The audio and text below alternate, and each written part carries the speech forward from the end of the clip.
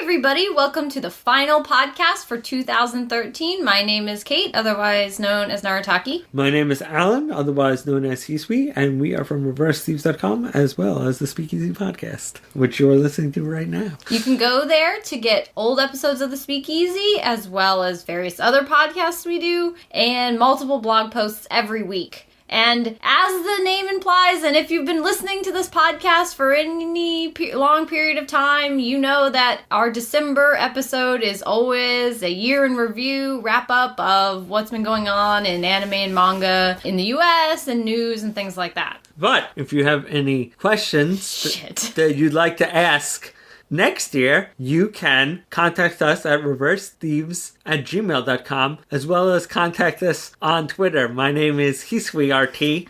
And I'm Narataki RT, and you wouldn't even know that I've been doing this podcast for years because I can't even get the introduction correct. Hey, I thought I was trying to segue it so that it wasn't apparent. You're leaving this in so that they can see how fucking disorganized we are. We make outlines, people. We do. We swear. If you would like to leave us questions, you can, once again, email us or give them on Twitter. We love them. They make our day. One day, I guess in like 2016, maybe 2017. You're really thinking into the future here. Maybe when we have like a super cute robot companion boy or girl who is on the podcast, maybe then we will get so many questions to Robo or Robita. We'll be able to do an all question podcast. That is our ultimate dream, people. So just keep the questions coming. And speaking of, before we talk about, the year that was 2013 and all of the great things and maybe bad things also that happened, our interrogation room question is, what are some of your favorite things from 2013 that aren't anime and manga related? Once I started making a list, it just kept getting longer. Mm-hmm. At first, I was like, I don't know, maybe this and that. And then it was like, oh, this is starting to get longer. This will be a whole podcast in and of itself. Let us start with what is the most anime? Like, what cartoons or anime features did you like? So, I really liked the Toy Story Halloween special, Toy Story of Terror, that came out this year. It was a perfect little bite of Toy Story. I don't know if I would want like a whole nother Toy Story movie, but that short was just perfect. It was exactly what I wanted. Yeah, I feel like it's in many ways the best way to do Toy Story, especially I feel like the trilogy told this whole story, so they'd kind of have to start a new storyline with like this little girl. But I feel like these little one-shots with the little girl who has the toys now is fine because they don't feel like they have to be as epic. They can just be like, oh, that was an amusing story with characters I love. Yay! That's exactly what they did. I just really thought that was a lot of fun and kind of reminded me of what I, love about Toy Story.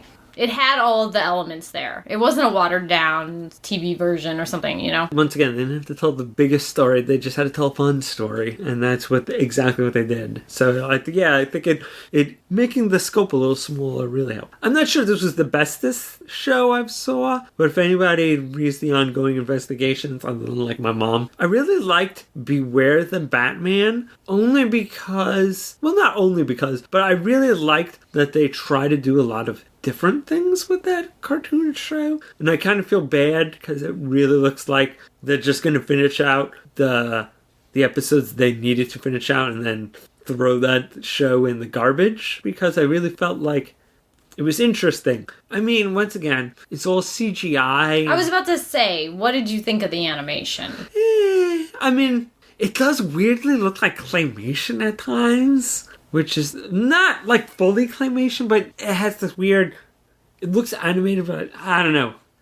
I found the animation acceptable. I wasn't like, oh, amazing, or oh, that's what you could do with TV CGI, but I didn't have a problem with it. But I thought it was interesting that they didn't have any of the big Batman villains except for, who cares about spoilers? If you care about spoilers, you could skip ahead a few seconds. Except for Ra's al Ghul, who is basically a corpse.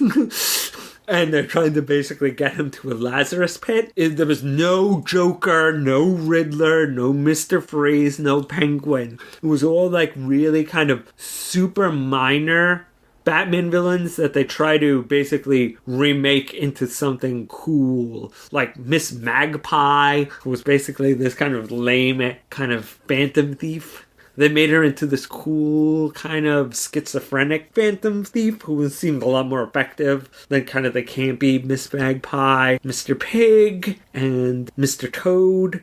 They made them like these environmental terrorists. And I mean, Batman has such a huge rogues gallery that I felt like they were like, why go back to the old ones when we take kind of some of the ones that were ignored, possibly for a reason, make them as cool as the ones that we always see. Or just having the opportunity to do whatever you want with the villains, as opposed to, I mean, I don't feel like any Batman cartoons were like really tuned in that they had to be this way, you know what I mean? But if you have all these C-level villains, nobody's going to really mind if you change them up and do whatever you want with them. So I am kind of amused by Jason Statham, Alfred, who's apparently, well, not that Alfred has never been super competent, but he's like this kind of aged ex-MI6 guy, and Batman is constantly like, no, Alfred, you're too old. I can't have you out there helping me because I'll feel super guilty if anything bad happens to you. And they don't have Robin, they have Katana, and it's just kind of interesting because it's a female sidekick to Bruce Wayne, and she's pretty competent. I mean, they definitely have to keep her one step below Batman, but I mean, Robin was always one step below Batman, but they never make her incompetent. Or like a damsel or anything. That's good.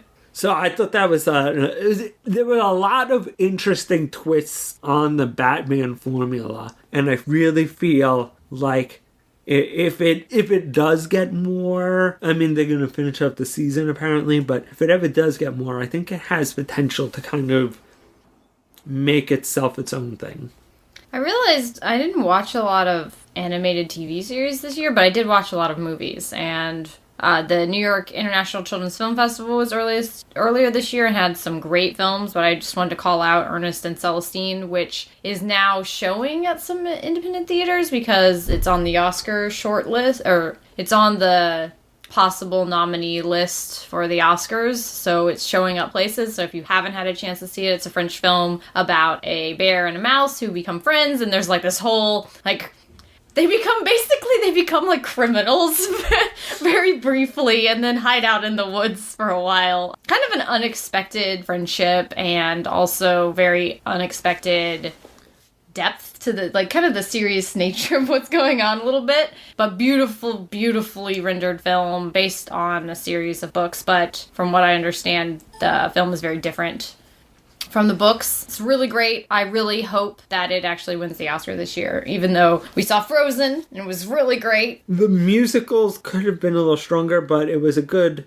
Disney musical, despite the fact that some of the songs could have been a lot stronger. But the story I thought was really strong. The characters were strong. Incredibly well animated. Just blew my mind. You know, those forest scenes, those snow scenes, the beginning, the opening, everything. I mean, it was just beautiful. It was a beautiful film. I think, I agree that I think certain aspects of it could have been a little stronger, but as far as the music goes. But otherwise, I thought kind of blew me away. I thought it was a very interesting critique of the kind of how a lot of people have been critiquing the romantic messages of Disney films, but in a way that still didn't feel mean-spirited to the old Disney films of the past, but kind of an examination of maybe what we should be looking at in future Disney films. Although it was a mixed bag, I enjoyed parts of Legend of Korra. Man, I still haven't finished it. Second season. Obviously, I finished first season.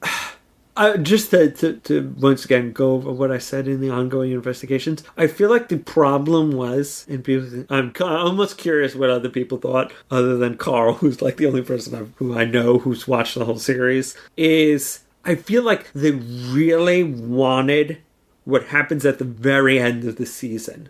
And like they really want to explore that. And it's like they're like, man, this is the coolest idea. Man, think how much the world is going to change when we implement this. Oh, yeah, let's get to that. Oh, let's do it. And then they would just kind of like, as I made an analogy, how something that might be fun, like a video game, sometimes becomes a chore if you have something else, like a newer game that you want to play. And I feel that's kind of how the second season was. They had this new thing that they really wanted to get to, so they were just rushing through the second season to get to that.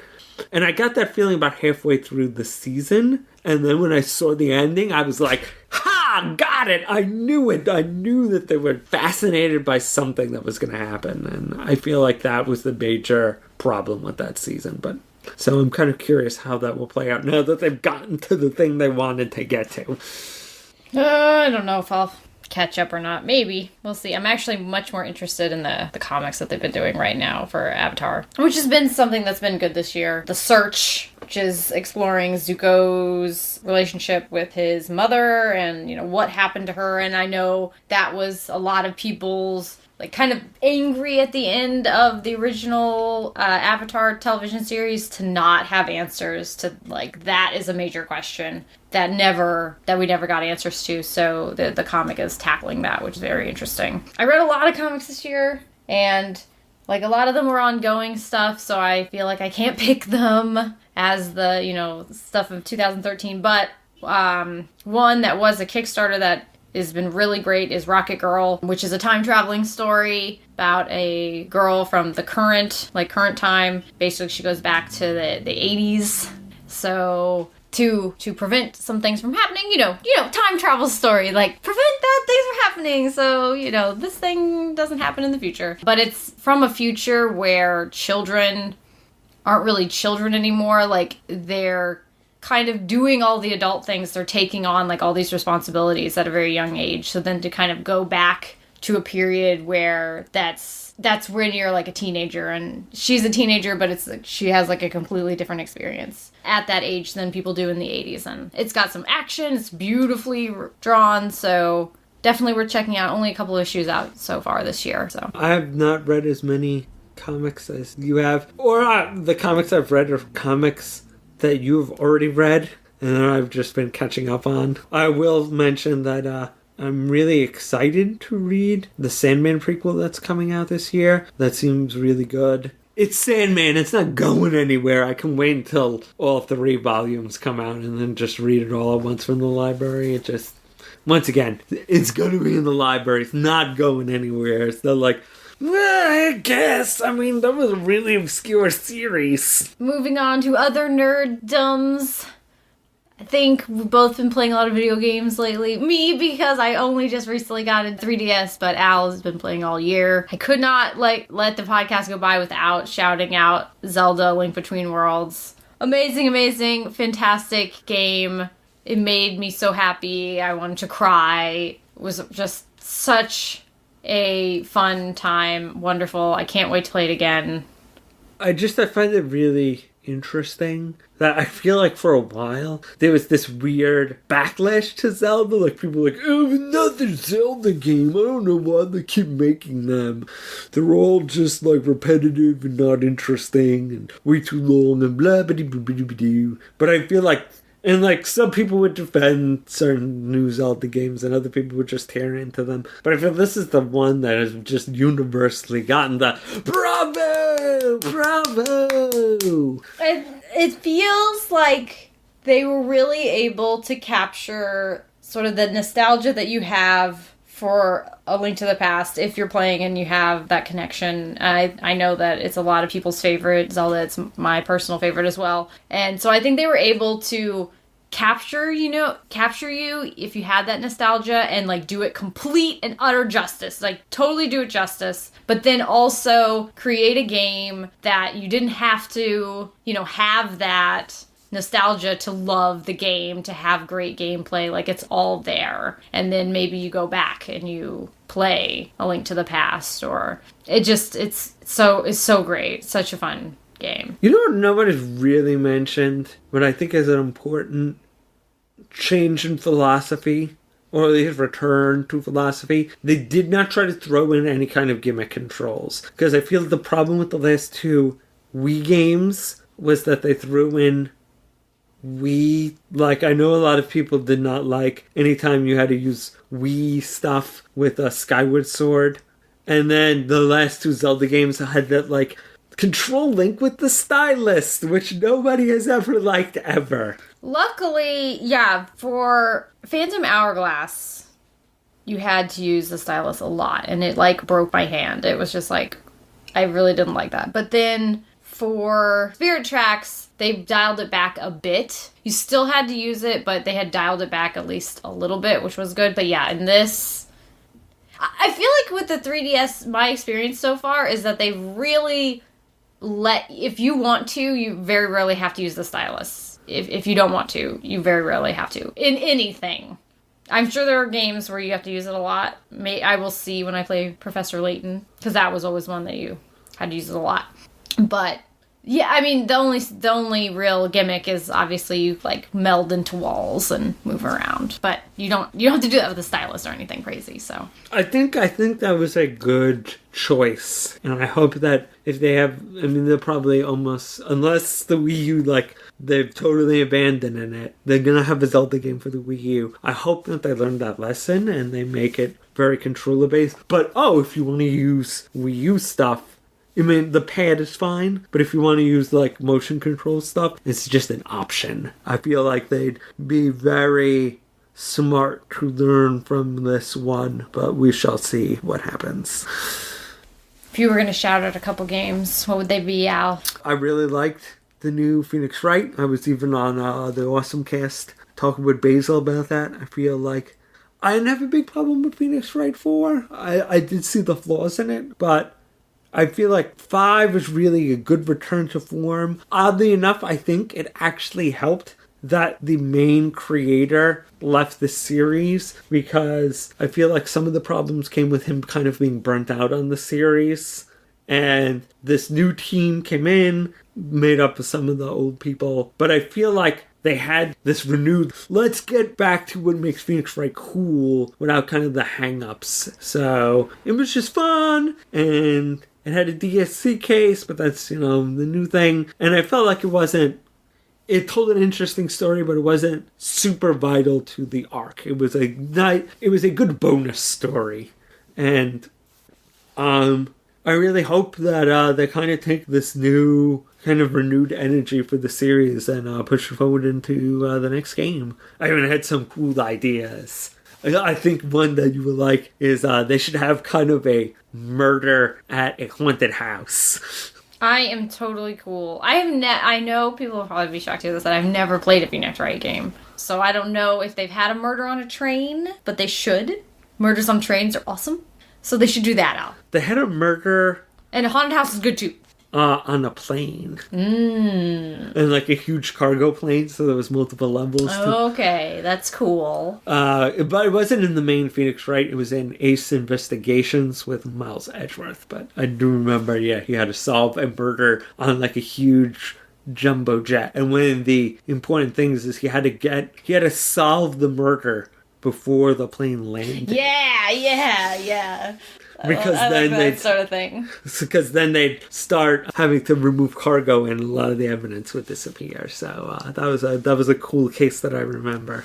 But I don't think they've had one on a train yet. I've not played Ace Investigations 2 because they never got officially translated. It's a fan translation, so I don't know any of the cases that happen in that one. I'm kind of hoping that if the new one does well enough, that what they did and hinted that, if people buy Phoenix Wright as digital downloads, they hinted that they would seriously consider going back and translating Ace Investigations 2 and just making it a download, because that's, that translation is still the same amount of effort, but the distribution is so much easier that they think about it. Oh, I also want to call out Fire Emblem Awakening for 3DS, and I'm not going to say anything else about it because I could talk about Fire Emblem for like hours on end, and I'm really holding back right now, guys. But I totally want to marry that game. And the game kind of allows you to marry it in a way. So it's super great. If you've never played a Fire Emblem game, I think it's a good one to probably start with because there is a slightly easier mode. I don't know if... I've only played portable Fire Emblem games, so I don't know if the ones on consoles have, like, the nobody dies mode. But I thought the only one... I thought there was, like, one for the Wii, and the rest of them were standard Fire Emblem. Person died, they're dead forever.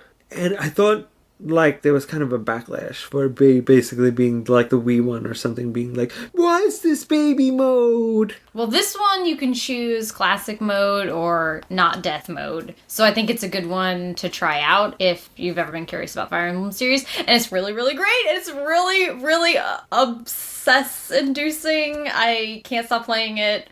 Someone please just invite Kate to me on a pod. Yes, please. Well, it's old now, though, because, you know, everybody's already played it because it came out earlier in the year. So, and I just now am playing it. But, like, I talk about it all the time. So, I'll talk about something else now. The reason I got my 3DS was to play Project X Zone. Once again, it was a little repetitive, but I had fun. And it was just one of those games that I never thought was going to get translated. So I was just super appreciative that they took a chance on it. And it seemed to do decently well. And once again, I always enjoy being able to see the Sakura Wars girls again. And guys. So I was like, yay, Gemini Sunrise, you are completely forgotten. And once again, it had a bunch of cool characters from like 3 different game companies. So that was... And it was Sega, Capcom, and Namco, so quite a selection of characters. So rare. Nice. One other game thing. I have not played it, but from what I have read, I really have liked the new Shadowrun 4th edition book. I'm glad to see that, especially with the Kickstarted game, there seems to be a renewed interest in Shadowrun. I'm still waiting for the guys from Chainsaw Buffet and Awesome Cast to run a game and come back and tell me how it plays. Since they're experienced Shadowrun players, I feel like they'll have a good sense of, what they've improved, what you should take from older versions. I've always kind of liked Shadowrun. Once again, anybody who's, read the blog or listened to the podcast enough will know that I really always like the melding of science and magic in kind of a combined universe. Kind of magic and cyberpunk is a fun combination to play and read about. Man, at the end I was gonna bust out and say one of my favorite things from 2013 was playing D&D for the first time. Then you had to go and bring it in here, Al. Well, I thought we were doing games. We were still You're right. I just didn't think you were gonna bring that up, so that I was gonna be like, hey, Al, this thing. Well, anyway, I've never played before. We wrote a few, articles about it, but it's not, obviously didn't come out in 2013, but it's the first time I've ever played it. And obviously it's an ever-changing game, and our campaign is 2013. A year of playing D&D almost at this point, and I really love it. He didn't even know that at this age I could become more of a nerd. Like, this is all your fault, Al. But I think the whole group has really been enjoying it. And Al is our faithful GM, and he makes it all happen. I have to say, I'm kind of impressed that you guys all work so well together.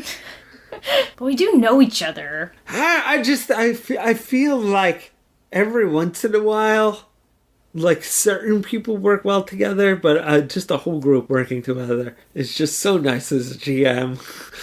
Well, we work well together, you mean outside of the game, because some of us butt heads, our characters are supposed to sort of be antagonistic towards each other. But once again, I mean, nobody is like trying to jaunt off on their own side adventures and ditch the rest of the party. Nobody is like trying to screw over other players all the time, possibly in or out of character. I mean, you guys have differences of opinions, definitely, but no one is just like actively working against the rest of the group.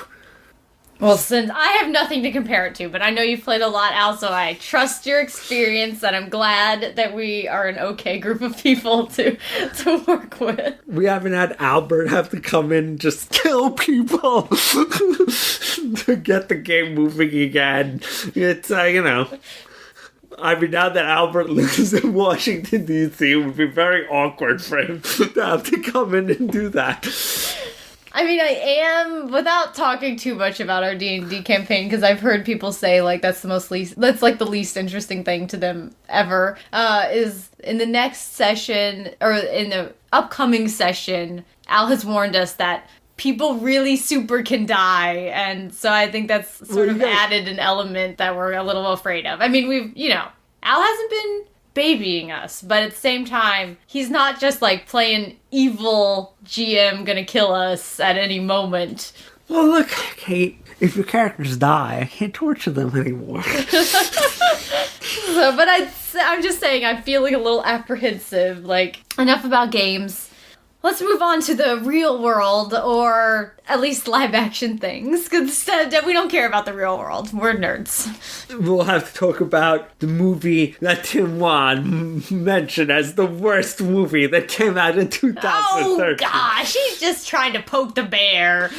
Which is, of course, Pacific Rim. Woohoo! Pacific Rim!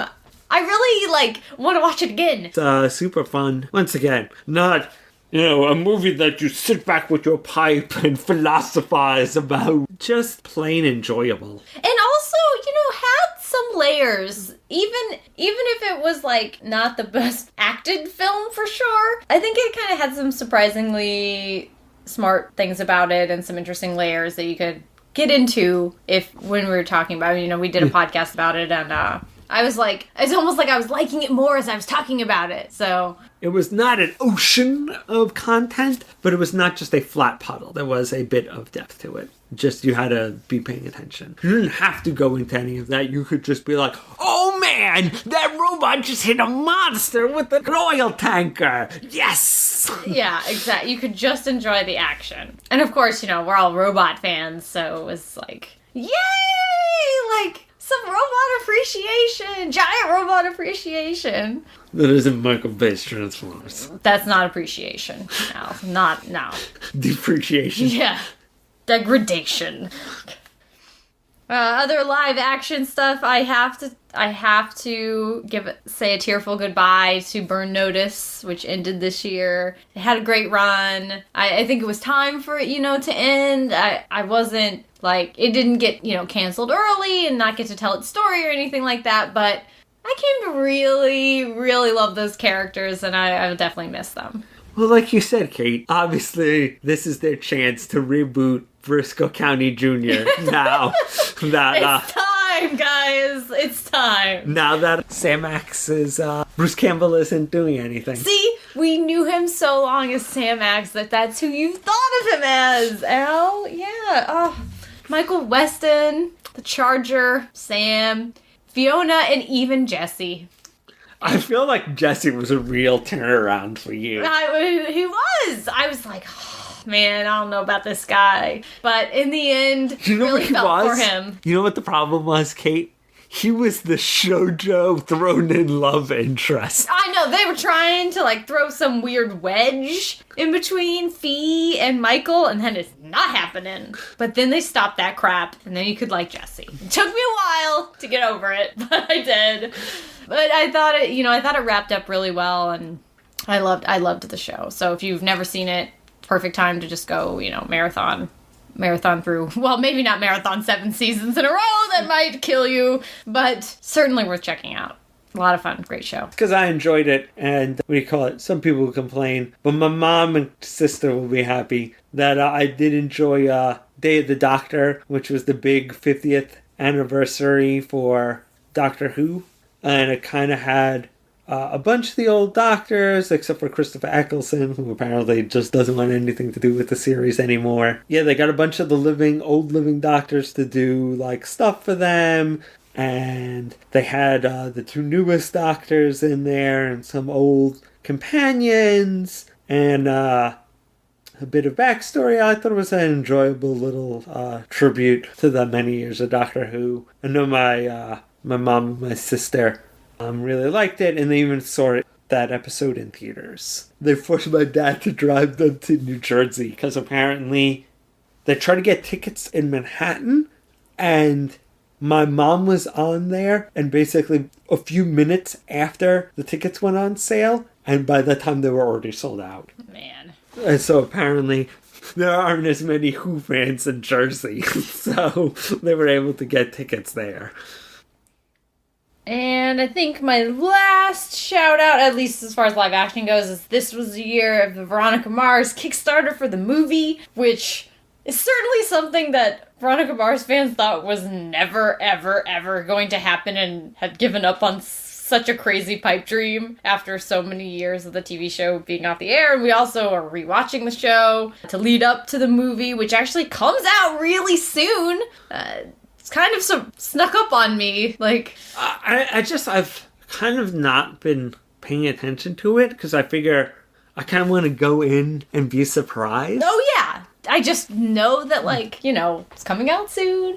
There has been stuff, but I haven't looked at it. I've been consciously not looking at it. That's why I've been. And also, I want to finish our rewatch before I get excited about it. But yeah, I'm really, really looking forward to that. I know you're like, oh boy, I hope it's all piss. Shut up. How did you know? Right before the movie, there's gonna be like a prologue where Piz jumps off a bridge. And everyone claps, like the end of Evangelion. Like, congratulations. Good job. I am looking forward to that. Even if he's in it, I'll still look forward to it.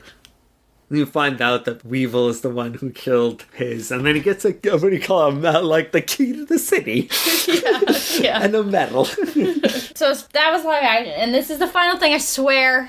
Because this is I swear this section is longer than the actual podcast about anime and manga at this point. But the Lego DeLorean from Back to the Future came out this year, and it is so nice. I don't know if you can still get them, but if you can, you should get one, or you should give someone one for Christmas. Because it is just really thoughtfully made, and you can change the license plate, and you can change the engine so that it can be different DeLorean depending on which movie you want it to be, or you can buy 3 so you can have all 3 at the same time. It's just really nice. They did a really nice job, and it was one of my favorite toy purchases of the year. So how do you get 3 of them, Kate?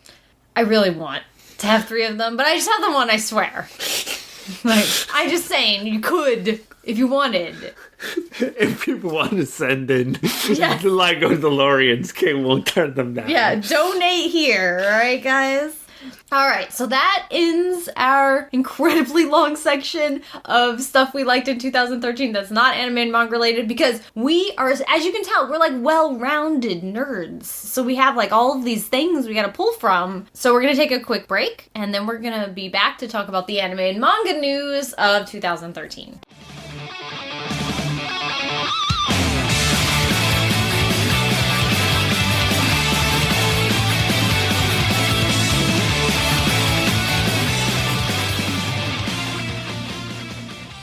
Alright, and now it is time to say goodbye to 2013 by talking about what this podcast is ostensibly about, anime and manga.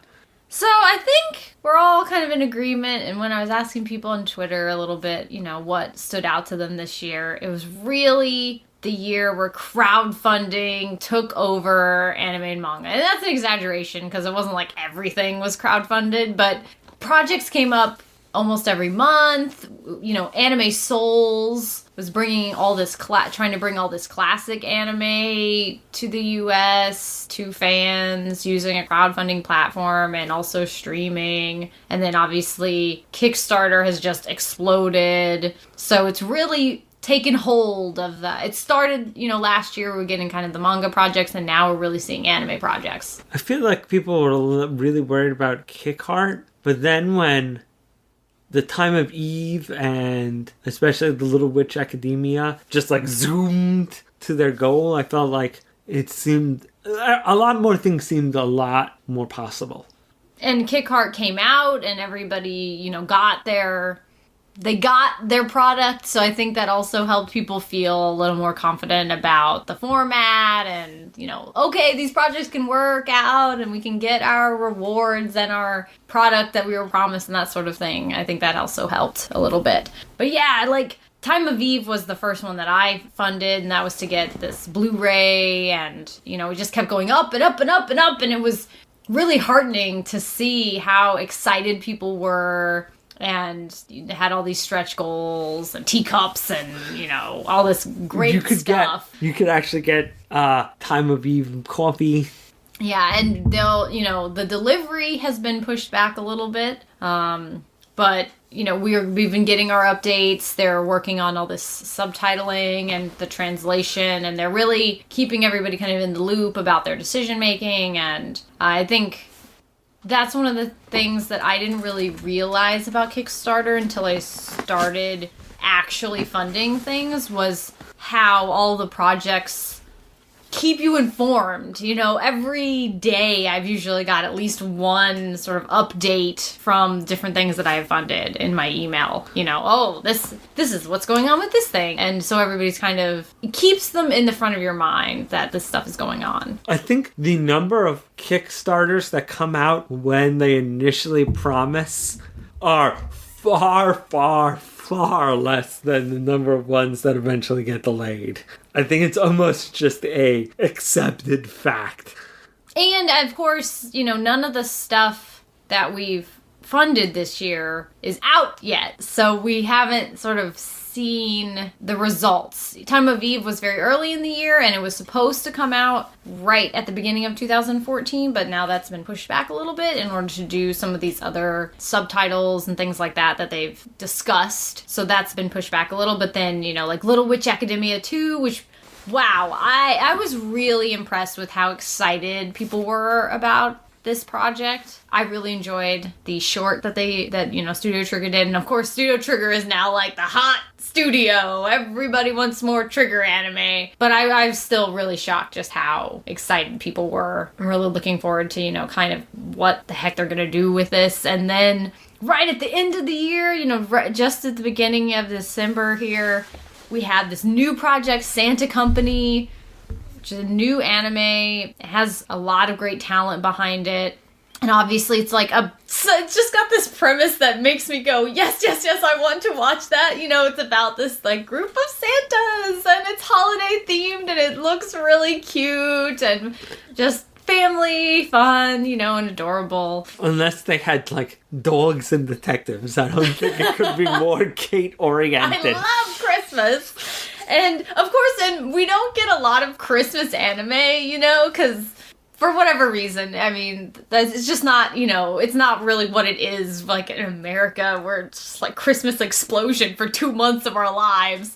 I think it does not help that Christmas is kind of a date holiday in Japan, and thereby, unless it's in a romance anime, I feel like, yeah, in romance anime it pops up, but everywhere else they're like... Right. Yeah, it's just not the same, you know, institution that it is. So I understand why there isn't any, but just them making one like this that seems just like a lot of fun, and kind of in that Little Witch Academia, you know, just sort of kind of an all ages feel to it. In a way, I'm like almost surprised that that's been sort of what's been working this year, but I'm very pleased at the same time. Oh, after waiting around one project, it probably isn't on the list, because it is what it is, and you couldn't be more disinterested in it, which was the Bubblegum Crisis Kickstarter. Oh, right! But that's good. I mean, that's an interesting, unique project, too. Do you know how they're doing the stretch goals?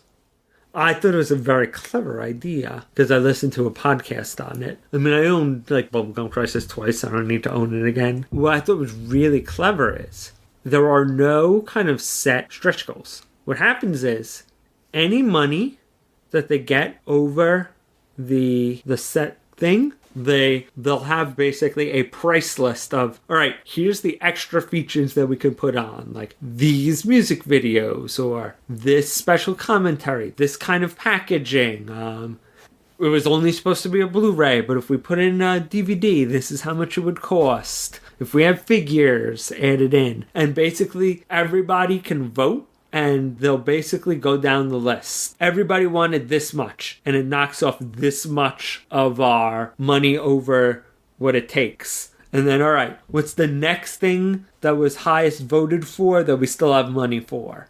So maybe they'll do 1, 2, and then 3 is too much money.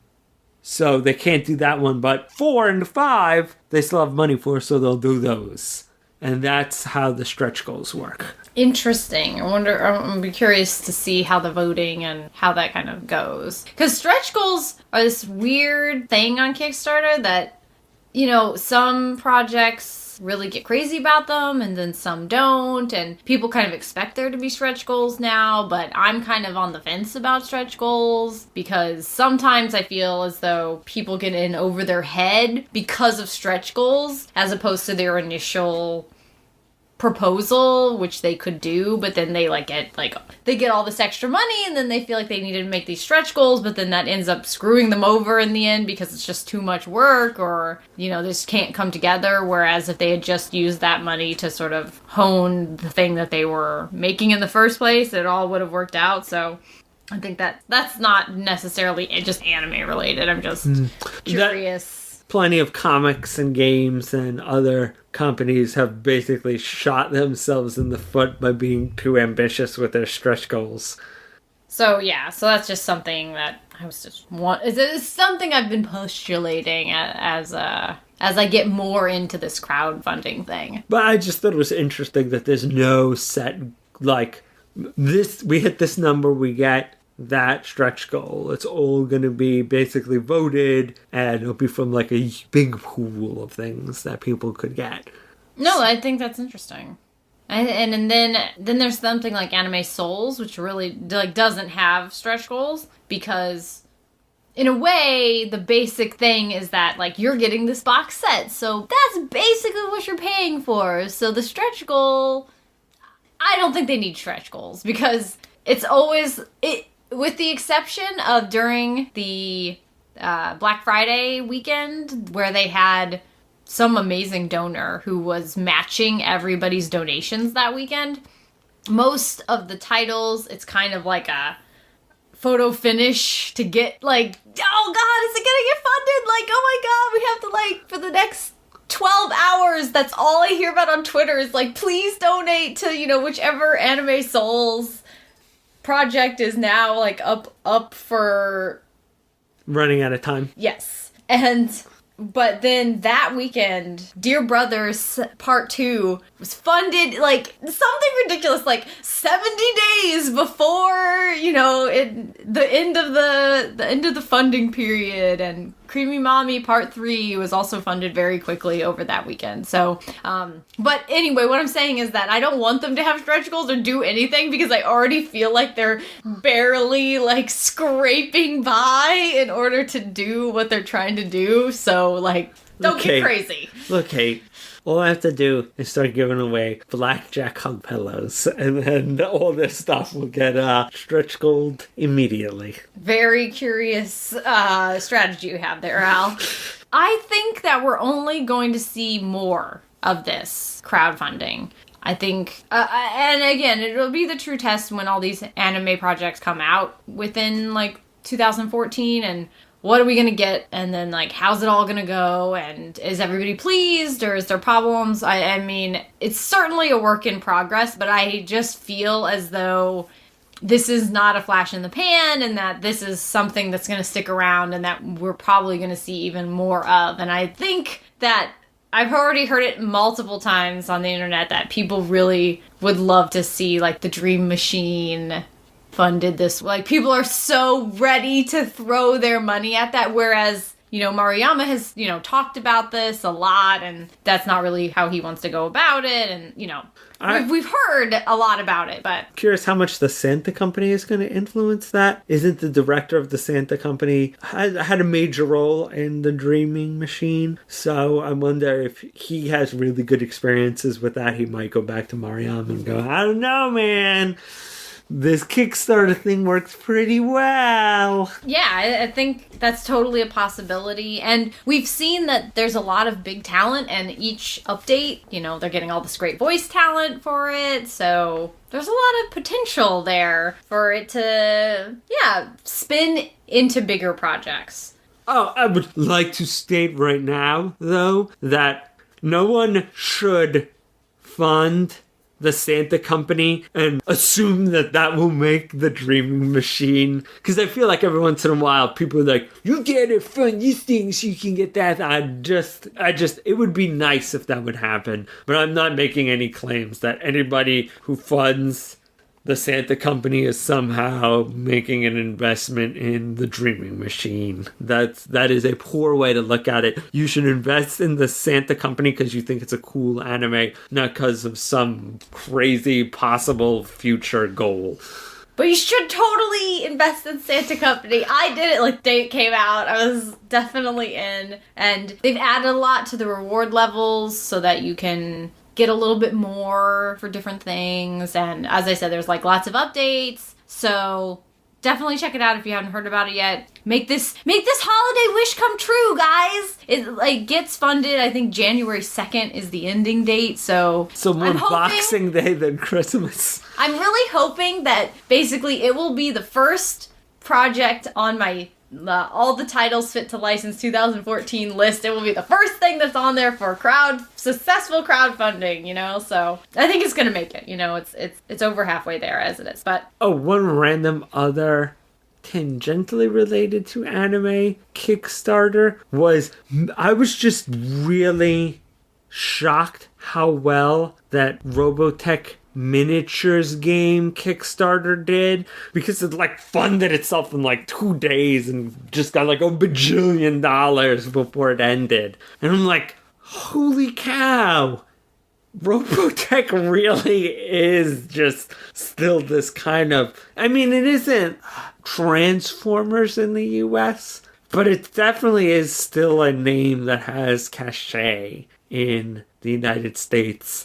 So I totally forgot about that. It just popped into my mind when we were talking about Kickstarter. But that did really well, and I'm like, so yeah, I guess that means that Harmony Gold isn't going anywhere anytime soon. Which is funny, because Kevin McCreever, who usually I see a lot at conventions talking about, he's one of their reps. He's such a nice guy. I'm always like, oh, that Kevin McCreever, he's such a nice guy. I was hearing him talk. So charming, and we're really Harmony Gold, you need to die so I can get macros. But I hope that if your company dies, that guy goes on to do something else great, because he's such a nice guy.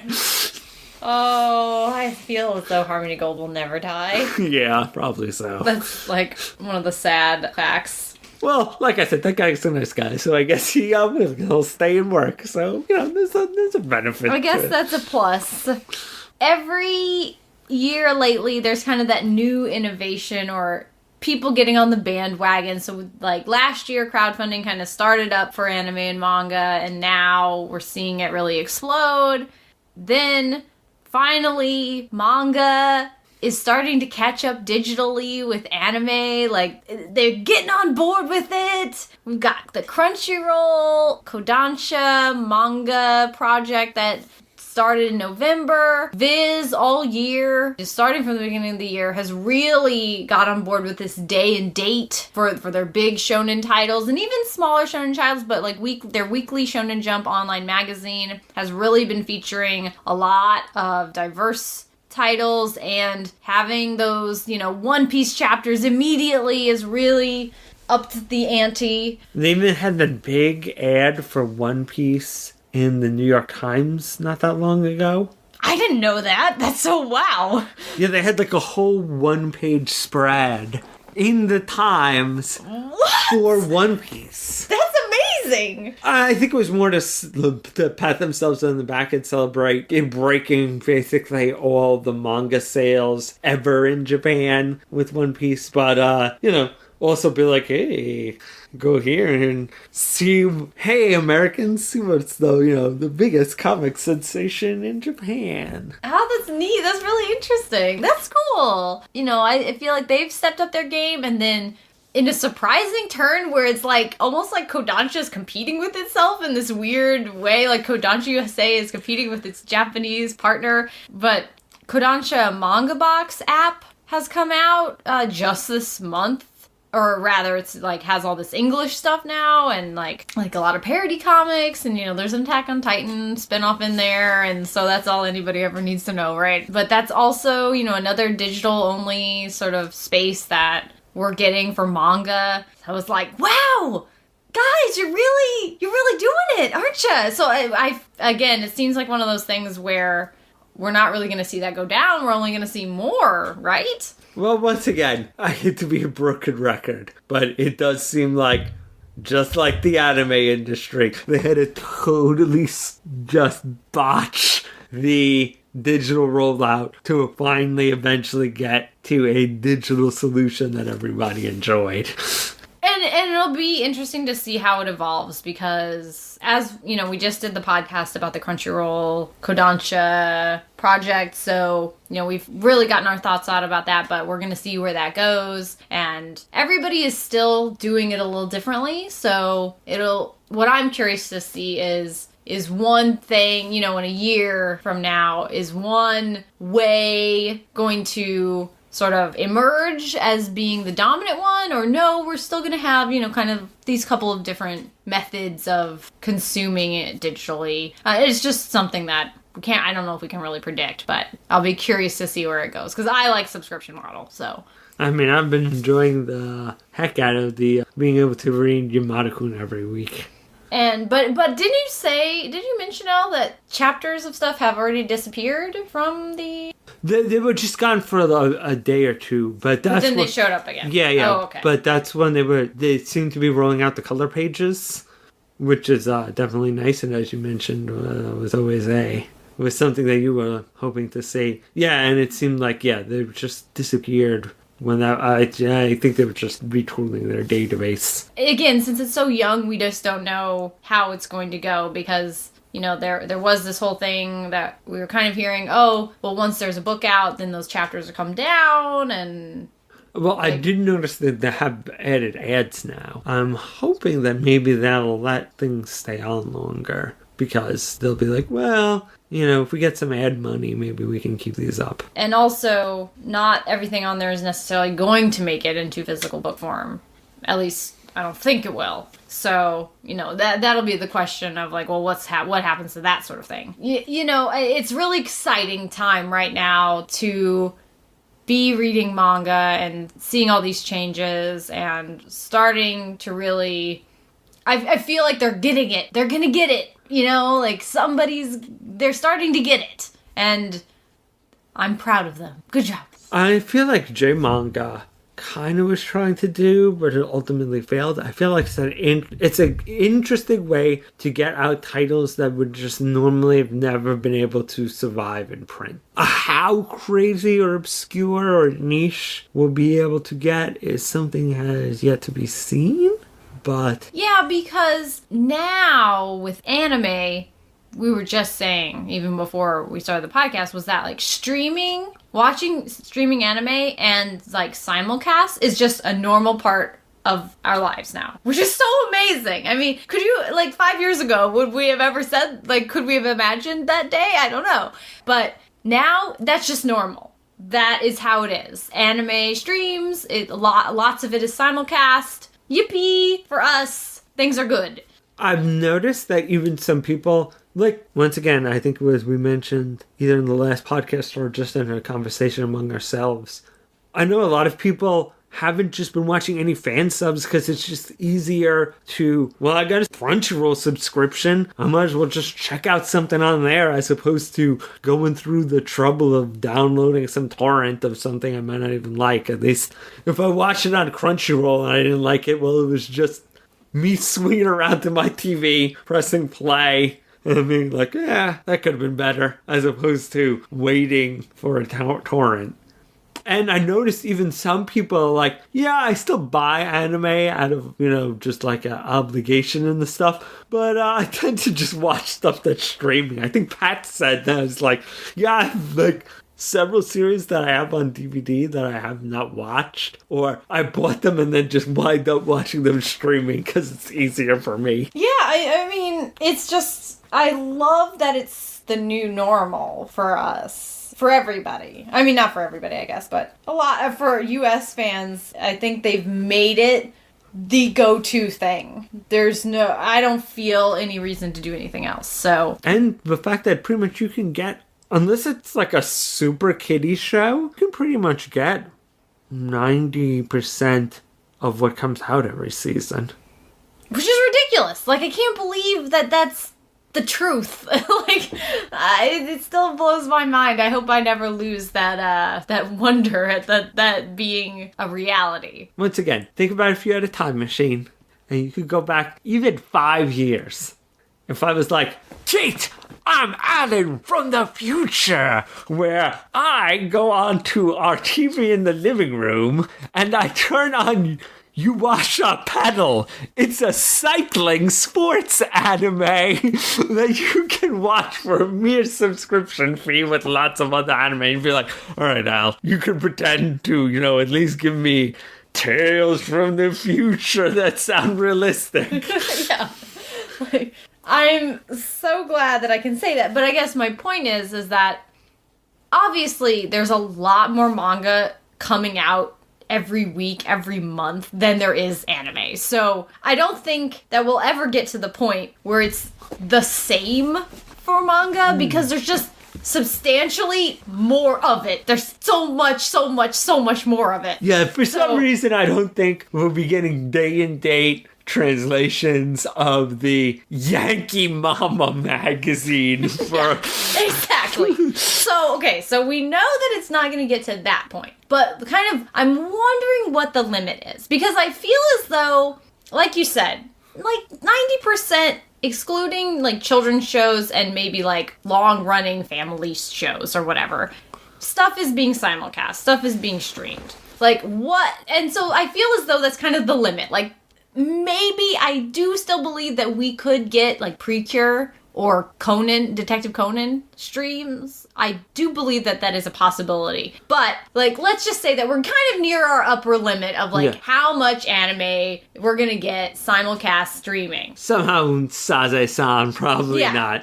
Exactly. But, I'm curious to know, like, what is the manga, like, limit? What is the top off for that? How much can we get simulcast day and date? How much can we get of that before it's like, okay, well, that's about as much as they can really handle. You know what I'm saying? No, definitely. I was like going through in my head, like, so sports, we've gotten sports anime, like, once again, in my theoretical time travel thing.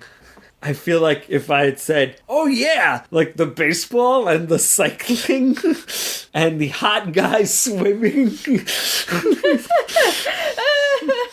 like, who are you? You're on drugs. And Viz did do cross-manage. We have seen some sports. And I feel like cross-manage more stopped because the Japanese fandom didn't seem to latch on to it. But once again, that is a greater discussion about how that really felt more Sunday than jumpy than anything else. But that's for outside of this discussion.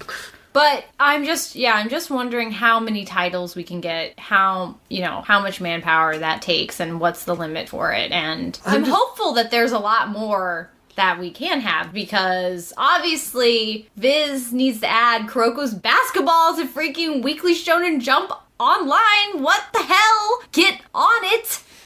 I would totally go back to having a subscription for that. It could just be like half the price, and all we give you, Kate, is Kuroko's basketball. Done. Fine, take my money. But I think it's something we don't know. I don't know the answer to, and I'm wondering, next year and the year in 2014, like what we're gonna have to say about digital manga. Things pop into my mind, like Jose, or no, Al, Jose has never been popular, or... Thing is with these Japanese partnerships, putting up stuff in English, that also changes a lot. Because there's kind of like, we're removing an element, we're removing kind of a middleman element, and, you know, what they'll put up, it might be different. It's like an experiment at this point, and so... there's a lot of potential for a lot of different things. The one thing that I have heard from various sources is that they seem totally uninterested in doing back catalog. It's all about the new. At least for now. Yeah, just because... Well, that makes sense. It's sort of like the simulcasting thing. But I feel like, and this might just be the natural progression, I feel like simulcast is now, you'll see every once in a while older, and not just on like Anime Souls and the such, but you've seen like one or two, not like 70s, although there was that weird like Godmars on Hulu, but I mean, you will see like older 80s and 90s show just pop up on streaming because, you know, they had a decent fan following. So I wonder if somewhere down the road, if it does become stable and popular enough. But I feel like right now they get, and quite probably very wisely, they're going to stick with what's new and what's hot, because that's, you know, what's going to always get you probably the most views. So, and that's usually the best stuff to roll out with. So, I mean, I can't fault them for not like, why don't we go back and try to translate and, you know, put on this subscription service, Rose of Versailles and Dear Brother manga. Well, obviously they should, because that Dear Brother crowdfunding blew up, and, you know, Rose of Versailles anime came out. Anyway, it doesn't matter. I totally get what you're saying. I think that makes sense. And it's in its infancy here, so we got a couple years to go before it becomes like the natural part of our lives. And I feel like at that point you can start playing around with older stuff. I mean, I feel like maybe now, and maybe this might be wrong, because once again, I don't claim to have numbers, or you could maybe like test the waters with one or two new series that are a little outside of the norm, but it might be better to just stick with, once again, you know, shonen action, seinen splatter, and a little bit of maybe testing the water with shoujo, which they don't seem to have done. And I know that has upsetted you. Rawr. That's all right. Miki Yoshikawa, she knows how to keep boys and girls happy. Now, if we could get in that time machine that we were just discussing, we might go back a few years. And give us a sports almanac? No, because you see what happens with it. God, Al, haven't you seen any movies? You know that never works out properly. We'd go back and, like, celebrate a little Toonami, because we've gotten our... Earlier this year, Toonami came back, or rather, like, adults... I don't know, like, it's, like, so weird. Like, they're calling it Toonami, but it's really, like, Adult Swim with anime, because Toonami was at, like, 4 p.m., after school. Anyway, it doesn't matter. But basically, Cartoon Network had sort of obliterated anime from their schedule, and everybody was like all salty about it for a long time. And then this year, they decided to bring it back. I don't really care, but I care.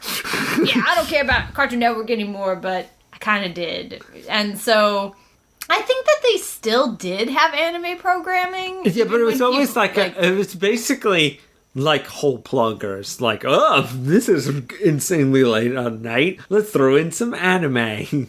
And so then it really returned this year and seems to be really successful, actually. They've had a lot, like they've seen a real increase in viewership. We've seen a lot of articles about that. And they're adding, more shows next year. And they've, been announcing things throughout the year. And they are also doing some anime movies. And I'm just kind of surprised. Yeah, they had all that, they're doing all the Ava movies on there. And Trigun movie and stuff like that. So they are back in the anime game, sort of. I don't know. I wonder how long it'll last. And I also wonder, what the change of heart was, you know, like a management change, or like I'm sure we'll never know the answer to that, but I know a lot of people were really excited to have it back. I don't have cable or anything, so like I have access to cable at my parents' house. I watched Toonami when I was younger, so I remember it, and I watched Adult Swim as well. But I'm happy for everyone to have it back. If they're excited about it, I'm excited about it. Great. Good. Just so the people listening know, I'd like to state that every year we do a Hisui and Narutaki verse the year. And we do our awards for best show, favorite character, and one year, for a while, we've had trends that really tick us off. And one of the trends that has always ticked me off is that anime fandom absolutely is obsessed with getting and learning a new Japanese word and then beating it into the ground as they use it in any and all possible ways. Wrong or right? I mean, they're just like, must find new situation to use this word in. This is almost vaguely kind of maybe like it. I will now use this new word and it's almost always like this kind of weird love-hate relationship with the word or the thing that's behind it. Like, once again, it was like moe or tsundere. Well, those two dominated for a long time. But you're right, it seems like there's always a new one in American fandom every year or every couple of years that you just start hearing. It's like the buzzword. I remember for a while, like, one of the shortest ones was Gap Moe. That only lasted like a month. But I really remember that was an annoying month. I find a lot of this terminology kind of annoying in general. So, like all these shortcuts. But like, I don't feel like necessarily the words are horrible, but they just become lazy. Like, people feel like, oh, I don't really have to think about or like elaborate on my thoughts. I'm just going to throw out this word and be really just an annoying pissant. But also, I think a lot of times it reflects some of the trends in anime characters too, because it usually relates to characters that are popping up a lot. So I think one of the ones that's coming into prominence, or has come into prominence, however you want to think about it, is Chunibyo, because now we're starting to see anime with these characters. There's a lot of manga with these kinds of delusional characters, and it's not as if these types of characters never existed before, but it feels like there's this word, and now everyone's connected this word to these types of characters, and now Chunibyo is this thing that keeps popping up. I remember when people were like, man, that Chunibyo manga, Bleach. No. I've never heard that, but it does seem to be the new character type that we're seeing a bit more of. And there were a few there was even a show called that this year from Kyoto Animation. Very perfect studio probably to do such a story. But then we saw it in like that. There was a romantic comedy where the character, it was like his blackmail secret was that he's a Chunibyo. And I, as I said, I've seen a bunch of manga with characters like this that have come up in the last year or so. And I have a feeling we're going to continue to see a little bit more of that before it, gets its downswing and something else takes its place. But I was trying to think of any other words. Like I said, Cat Moe was there for a little while, but that like kind of burnt itself out rather quickly. Like Chunibyo I still see popping up a lot, especially like you said, now that it's kind of gone in this kind of like manga boom, but fortunately just Gap Moe only lasted a month or two off. But then there was that English one that we were talking about, that term, that movie term, manic pixie dream girl that we were talking about, that you feel like is just everywhere. Yeah, it's been in movie criticism for a while now, but I just feel like anime fandom, for some reason, I feel like some blogger or podcaster or just like Twitter mafia learned of the term and then was like, I'm going to use it all the time for any kind of slightly eccentric female character, even if she's a manic pixie dream girl or not. And it's not like that kind of archetype doesn't exist in anime. I mean, generally, wherever there are lonely guys who wish that a fun, quirky girl would come into their lives and make their lives better, you're gonna see that archetype. It's pretty much magical girlfriend, in anime. But it's just oh no, you guys are now not just robbing, the Japanese lexicon and butchering it improperly. Now you're going to the American lexicon and doing the same thing. Bravo! But applying it to anime characters and stuff, so. So now you can beat a dead horse in a variety of different languages. I just hope that none of you learn any European languages. I feel like we have to mention this just kind of out of obligation more than anything else. There was a surprise announcement this year at the big 20th anniversary for Otakon, which was Otakon Vegas. Yay! Yay! I'm sure some people are excited about it. Or lots of people are excited about it, I should say. I don't have any problem with it. Yeah. It's just it's just another convention to me that I'm not going to go to. So, oh, well, that's cool. I guess I've just never had a fascination with Vegas like other people have. So it's not I just feel like everybody else, it sounded like, by the way, we have found the lost city of Shangri-La, a paradise on earth filled with wonders beyond your belief. And that's where we're holding the next Otakon. Yay!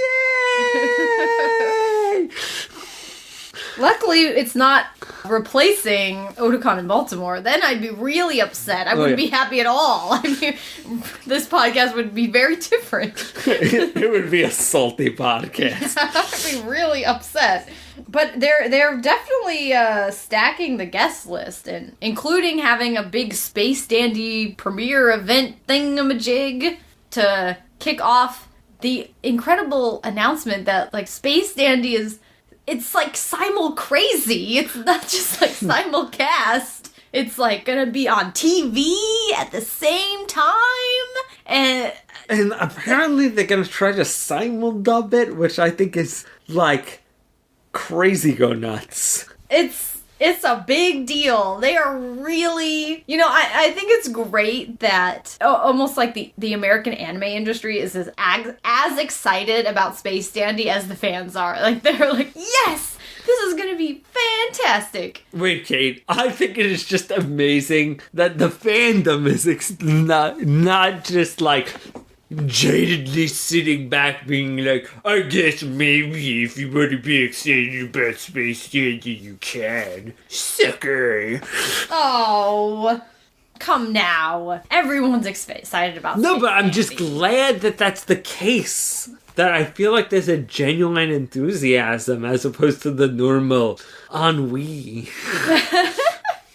I mean, there are always going to be the, cynical people that as long as there is an internet and as long as there are nerds in a fandom, that will be the case. But I feel like it has had an unusual amount of just positive feeling. And I'm just as happy about that as, once again, I'm just glad that the industry is man, people really care. Let's capitalize on it and not be man, it would have been nice if we had capitalized on it instead of waiting a year and a half to hire money. Earlier this year, we also had that announcement that the new Sailor Moon anime is going to be in 20 countries at once. It's basically worldwide release of the new Sailor Moon anime, which will be out in mid-2014. Maybe.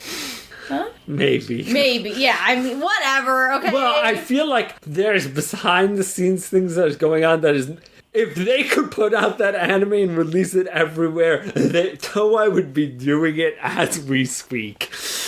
Once that stuff in the background gets cleared up, Yeah, no, it's gonna be just Pachoo! Which is as it should be. Yeah. Don't be foolish about this. You know, everybody wants it. Everybody's excited about it. It has fans all over the world, so give it to everybody all over the world. And make all your, you know, like, basically let it work for you and not give the fan subbers, like, the opportunity to, you know, capitalize on it. So, like, that's the way to do it. And, you know, we've had all this re-release of Sailor Moon. It's really gained momentum, especially, you know, the US or the English re-release has been on the New York Times bestseller list, and you know it's proving that the fans are still there. There are new fans to be had, and big things to come. 2 things though.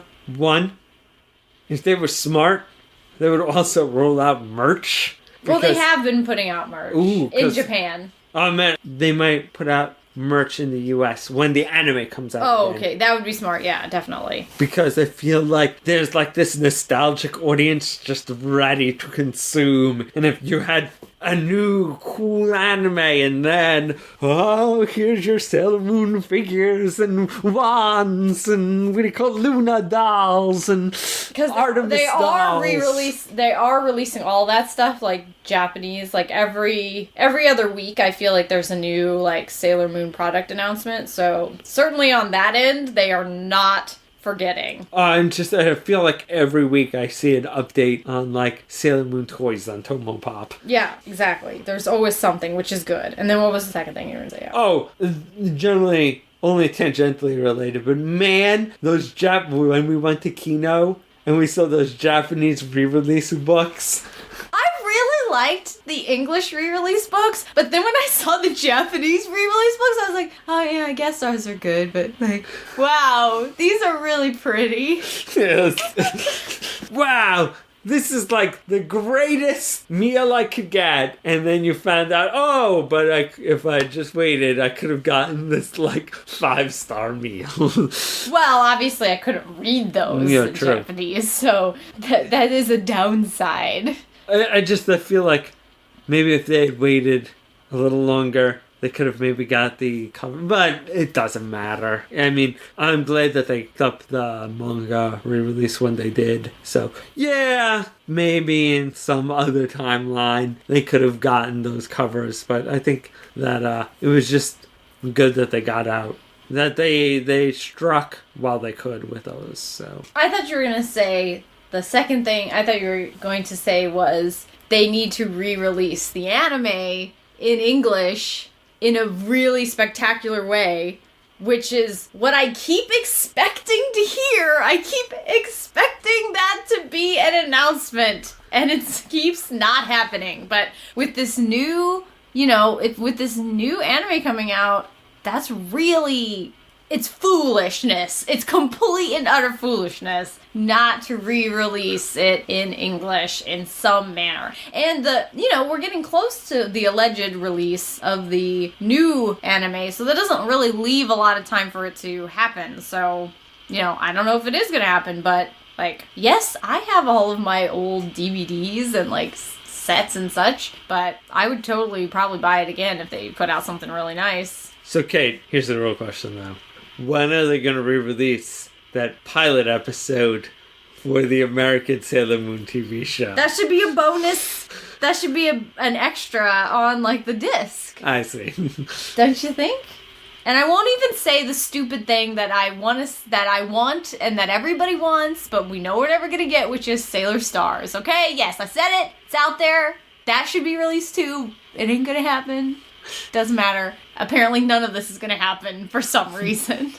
In the section where Al talks about Type Moon stuff, I feel like this was a lot of rollout from stuff that they had announced last year. And a lot of the announcements were stuff that's going to be happening down the way. But one that seems pretty close on the horizon, that already has some production material out, is that UFO table. Now that they've pretty much done everything of Garden of Sinners without going into obscure little 5-page manga and the such, is they're going to have a instead of studio doing a UFO table Fate's Day night, they kind of have yet to say, are they redoing all three paths? Are they just doing Heaven's Feel? Because everyone was getting the feeling that they were just going to do the third path, Heaven's Field, which is the only one that hasn't been animated at all. But then Saber seems to be all over the material, so people are wondering if they're going to do all three or just go back and do Fate. Or they're just throwing Saber in because I heard that she's popular. Oh yeah, they're just like, yeah, Saber doesn't appear that much in Heaven's Field, but we're just gonna... Or they'll make her appear more, right? Isn't that possible? Well, I don't want to go into it. But I don't want you to go into it either. I mean, it might just be Saber and Switch. Like, hey, you like this blonde girl? Oh, by the way, it's mostly about Sakura. What? Nothing. It's all about Saber. Did we say Sakura? No. Starts with S. That's why you got confused. Yes. And maybe, just maybe, they did hint that we might see girls work next year, but I'll believe that when I see it. I think we would be remiss to not talk about Attack on Titan, all the things, because if anything was a dominant force this year, it was Attack on Titan. I don't know if they expected it or not, but that was clearly the anime of the year as far as talking about it, fandom, cosplay, every type of merchandise, food, crazy anything. I mean, Titans everywhere. It's like on the New York Times bestseller list. The manga just exploded. It's just everywhere. It's everything. They licensed every bit of manga that they could. They've licensed the light novel. If there was a Sasha cookbook, they would pick that thing up. That's next year, Al. Yeah, they're releasing these guidebook, art book thingamajigs. Yeah, it's everywhere. It's everything. It is a Titan. You know how you know that it is crazy popular? They picked up the light novels. That's how crazy it is. It's really just... I'm still shocked that they have not announced a second season of anime. I don't know what they're doing. I don't understand. But they still have not said, we're doing another anime and it's coming out fall 2014, whatever it is. Because even if they're not ready, you know what I mean? You'd think that they'd just say, we're gonna make another one, don't worry. It's totally gonna happen because this is the biggest thing that's happened in a long time. So, it's just been a year of Titan. And every week there's 15 different, weird things related to Attack on Titan. And then it is its own meme, Attack on whatever, different things. So... Attack on Pizza Hut. It's everything. And once again, it's one of those things, just like the Sailor Moon toys. Pretty much every week on Tomo Pop, if I don't see an Attack on Titan figure, it's just because I haven't been able to check my... Figure or papercraft or replica or, whatever it is. I haven't been able to get to the internet. It isn't that it hasn't been there. Although he's threatened / promised / said to do it before, Hayao Miyazaki said that The Wind Also Rises is his last film and he's not going to be a director anymore. But, on the other hand, he has gone back to doing manga. And I feel like that makes his not doing films anymore seem more real.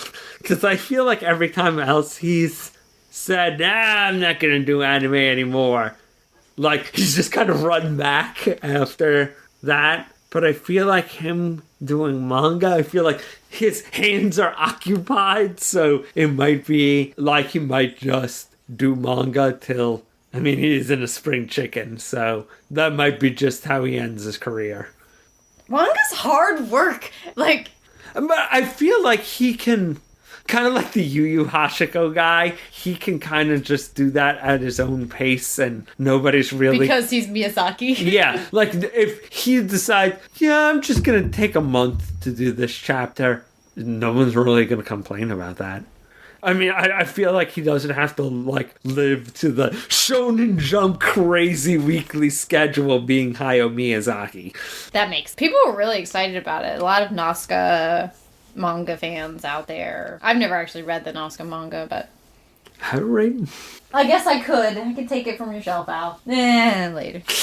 I got too many other things to do called Fire Emblem. So, speaking of manga, though, I have noticed... I don't know if this is, like, a big trend, but I felt this year we saw a lot of crossover manga series. Not that they've never done them in the past. They totally have. But it seems like every month there's at least, like, 1 or 2 announcements of like, hey, these 2 manga are getting a one-shot crossover or a couple chapter special. And it's not been just the big shonen titles, although that has happened. You know, like Fairy Tail and something is crossing over. I don't remember what it was because I don't really care that much.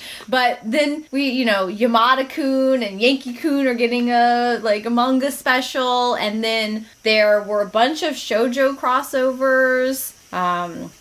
Kimi ni Todoke crossed over with Azoriel, starring Pin of all people. And then very strange, Ore Monogatari is having a crossover chapter with Nisekoi, so that's a shoujo manga. It's crossing over with a shonen manga. And Nisekoi, you know, runs in Viz's online magazine and stuff like that. So just seems like lots of crossovers, and is it the new trend? I don't know, but I think it's really fun. It seems like just seems like a good time for people to do and get out of their box. Random question. Do you think that they would put that Nisekoi, that other manga, crossover in Shonen Jump online? I mentioned it. I did an article about all the shoujo and josei out this year, and that's what I said. They do a lot of one-shots now in the weekly online magazine, and that is a series that they are releasing, so that would be excellent. I would like to see that. I thought the same thing, Al. It's like one of my first, maybe that'll come out. I don't know. We'll find out. Because I also feel like it's not like women don't read Shonen Jump. And so it's like, well, if you're already reading Shonen Jump and you see this, and maybe you should go and check out that shoujo manga. Well, that shoujo manga is unfortunately not out in English.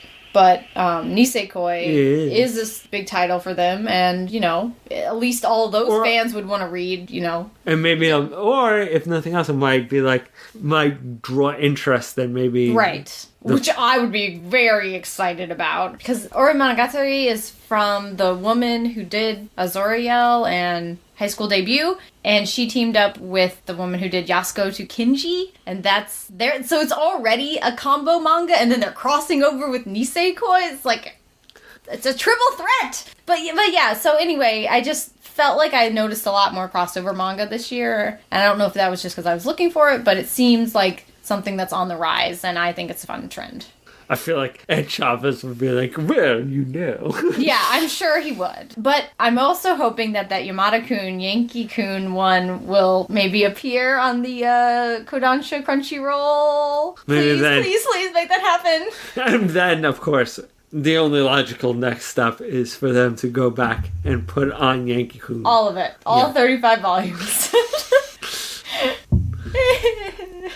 Never gonna happen. Speaking of crossovers, although it has happened before, now it's only happening bigger and badder, and now on the big screen. Yep, Conan once again takes on his greatest nemesis. And no, it's not the members of the Black Organization or the Kaido Kid. It's Lupin the Third. Man, we haven't seen this movie yet, but it makes me really excited. And I saw the Conan Lupin special, which is what I was talking about, how they've done it before. And I didn't super love that special, but it's just fun. You know, these are two great big franchises that kind of work as a crossover because they're goofy, but they're mysteries, and you know, obviously it's a thief, and Conan is the greatest boy detective, and so it's just it seems right. And I have, the special wasn't that great, but maybe the movie's gonna be super fun. I don't know. And I got, like, some merchandise from Otakon of it because the producer for Detective Conan was there and we, interviewed him and stuff. So... He seemed really enthusiastic about that, but, it is Conan and Lupin, which is just like in Japan. Money, money, money, money, money. I want to give them my money because I really want to see it. That is really special crossover. And obviously the blog, we love Conan and we love detectives and we also love Lupin, so all working together that we had to mention it. Couldn't go by. All right. The last bit of news that we're going to talk about. Speaking of awesome detectives. Finally, the Cîroc's basketball terrorist has been apprehended. And he said that he was jealous. He was fully jelly.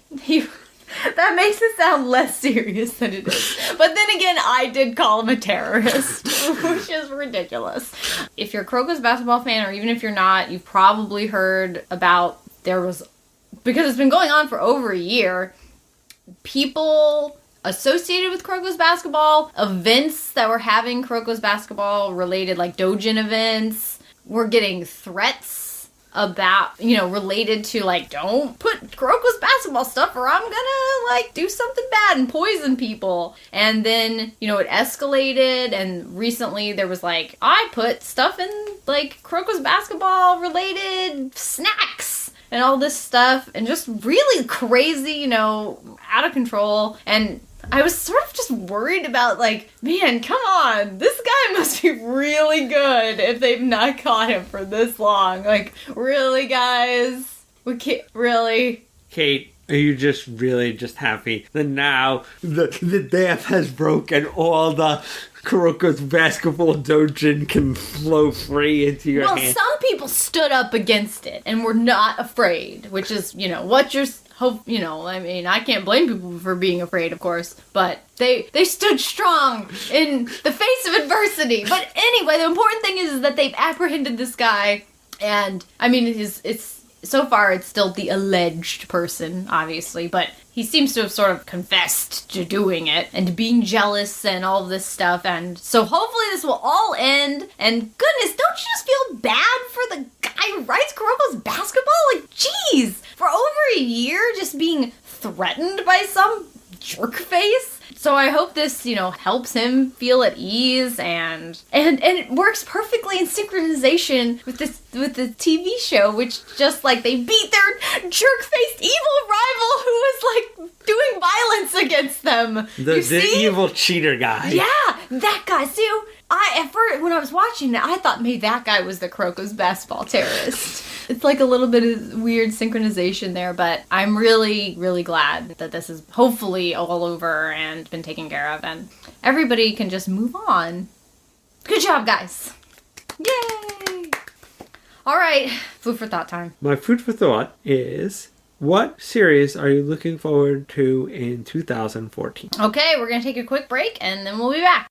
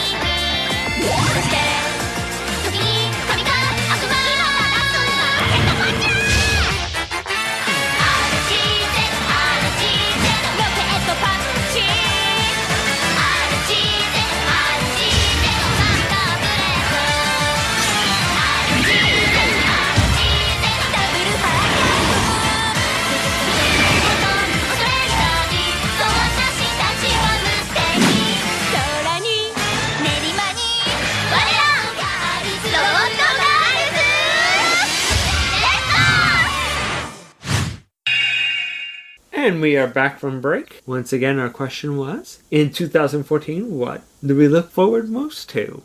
So that's titles that are coming out in 2014, basically. Not necessarily coming out in the US, but, just premiering in 2014. So I'm really looking forward to it. We mentioned the Sailor Moon anime earlier, so I am super looking forward to that. But other stuff that I'm looking forward to, they just recently announced the Space Brothers anime movie that they're doing. So I'm loving the show, so I'm going to be curious to see what that is all about. Because, does that mean that, we're getting close to the end? And they're not, there's always this dance of, is there going to be more Space Bros anime? I don't know. Is it going to continue? Who knows? I am a lot less worried, if for nothing else, now that we have it on the Kodansha manga site. If they end it, we can just jump right into the manga and be okay. So, otherwise, I just feel like you and me would be like, so Ed, what happened this week in Space Bros? Just talking, Yeah, because I need to know. I'm so invested at this point that I can't go on not knowing. You know what I mean? It's too long. We've invested so much time. I need to know. So, but they just announced there's going to be a Space Bros anime movie, so I'm really excited about that because I'm really looking forward to the new Detective Conan movie, which is Ichigen no Sniper, and the little teaser for it looks really cool and extremely violent, like Conan, somebody gets shot, in the head, in the first couple of seconds of that teaser. Poor Ran, there's, blood splatters all over her. She's been traumatized so much. But the other thing that sounds really interesting about it is that it's going to heavily feature Shuichi Akai, who is this highly speculated character in this series because we suspect that he is somebody else, and there's just a lot of mystery about him, so it's cool that they're also featuring him heavily in the new movie. So does he also kind of have a char allusion in his name? Isn't he voiced by the same guy? So I don't think that hurts his reputation. Yeah. So, but it's just very. I'm just curious to see. Also, okay, and this is the longest list ever. I'm also looking forward to Kuroko's Basketball Season 3. They haven't announced it yet, but I'm sure it's gonna happen. So I'm just pretending it did. If they know what's good for them. To celebrate the Kuroko's basketball terrorists being caught, they announced a third season of anime. Yes! I'll get my simple ones out of the way. I think we're all looking forward to Space Dandy when it starts next year. Of course. That's just... We're not the cynical internet that you mentioned, Al, so we're looking forward to it. So that was just... put it on the table, let's move it aside. You have a heartbeat and a smidgen of cool, then you're excited. Placed to the side of the table. Looking forward to Type Moon stuff. No one is super surprised. I will say, I do feel a little guilty about actually looking forward to the next season of Fate Prism Ilia. But only because they finally have Bazette, who I feel is totally a neglected part of the Fate series. And I'm glad to see that even if we never get the Fate Hollow anime, at least we get to see Bazette and something, and maybe finally we can get Bazette figures. But yes, once again, they'll be animating Saber again. Of course, I'll be excited about that. No one's really surprised. Let's just move that once again to the side because no one... that I'm telling anybody who has listened to at least through these podcasts what they already know. I am kind of curious. I'm kind of excited about Wizard Barristers because it's from the guy who did Kite, but since it's a TV anime, he doesn't have to or have all the weird sex parts in it and can just tell supposedly, Kate, those were all added because they got some dirty Yakuza money and they demanded that those sex scenes be in there. Really? That's the story I heard. That's why Kite and all those have those weird sex scenes. That's so weird. Because I was gonna say, since when does, like, anime being on TV have lately prevented it from doing anything? It's called Queen's Blade. It's called whatever that horrible piece of garbage incest one that we watched the first episode of was. I don't even want to know the name of it. I don't want to remember it. I just, but I'm just saying. Being on TV doesn't seem to prevent anything at this point. I guess but if there isn't that evil money in it, then hopefully, yeah.